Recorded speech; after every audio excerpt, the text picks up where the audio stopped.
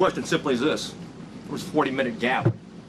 And if the 911 operators were aware that children were alive in that classroom, why weren't officers notified of that? And if that's the case, why didn't they take action?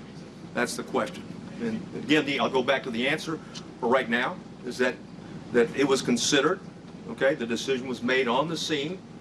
I wasn't there, but at the same point in time, you know, a decision was made that this was a barricaded subject situation. There was time to retrieve the keys and wait for a tactical team with the equipment to go ahead and breach the door and take on the subject at that point. That was the decision, that was the thought process at that particular point in time. Sir, as you stand up today, was this the right decision? Sir, was this the right decision?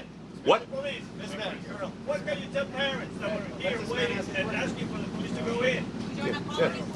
Yeah, there was 19, like I said, there was 19 officers in there. In fact, there was plenty of officers to do whatever needed to be done, with one exception, is that the incident commander inside believed they needed more equipment and more officers to do a tactical breach at that point. That's why BORTAC was requested on the scene. As soon as they were there, they executed, they searched, or released a dynamic entry and went in, and of course, that was not till 12:57.